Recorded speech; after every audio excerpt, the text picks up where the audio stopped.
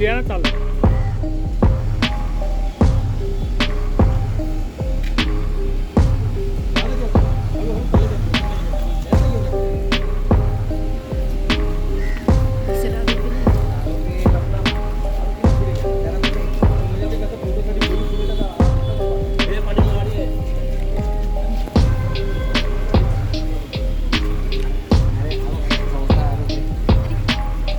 मंगळवारी दुपारच्या वेळेस पोलीस स्टेशनमध्ये एका इस्मानी खबर दिली की मंदिरामध्ये एका घोळ मंदिर गणपतीचं मंदिर आहे तिथे दर्शनासाठी गेला होता आणि त्याला एका महिलेची तिच्या मृत अवस्थेतली बॉडी दिसून आली. तर त्या खबरेच्या आधारावर आम्ही तपास सुरू केला. ती महिला जी होती तिची ओळख पटवणं हे महत्त्वाचं होतं आणि NRI पोलीस स्टेशनमध्ये एक मिसिंग आम्हाला निष्पन्न झालं आणि त्याच्यावरनं तिथे ओळख पटलेली आहे. त्यानंतर खुनाचा तपास चालू झाला. तांत्रिक तपास आणि गोपनीय माहिती आधार आणि मंदिरामध्ये जे सेवेकरी म्हणून काम करत होते तात्पुरत्या स्वरूपात त्यांच्यावर कॉन्सन्ट्रेशन केलं आणि इंट्रॉगेशनमध्ये असं निष्पन्न झालं की त्यांनी तिच्याबरोबर संभोग करून तिचा खून केलेला आहे आणि त्यानंतर मग त्या ठिकाणी आम्ही ताब्यात घेतलं.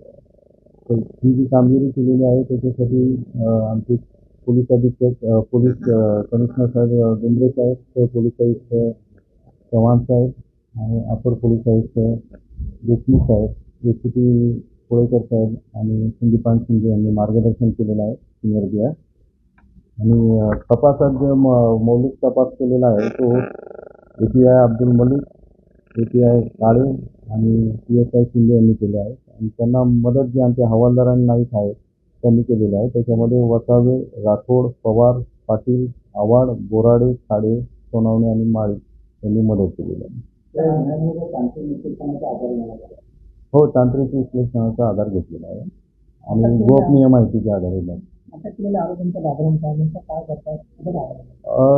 अटक केलेल्या आरोपींचं गुन्हेगारी पार्श्वभूमी आजपर्यंत तरी काही निष्पन्न झालेली नाही आहे. पण त्या दृष्टीने आमचा आता तपास सुरू आहे.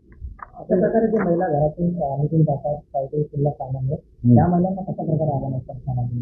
तर आमचं आव्हान असं राहील की घरगुती जर वाद असतील तर घरातील जे सिनियर लोक असतील किंवा आपले रिलेटिव्ह असतील त्यांच्यामार्फत ते सेटल करावा किंवा किमान जी काय त्यांची समस्या आहे ती पोलिसांनी स्टेशनला येऊन तिने वेळेस दिली असती तर त्यातनं काहीतरी मार्ग निघाला असता.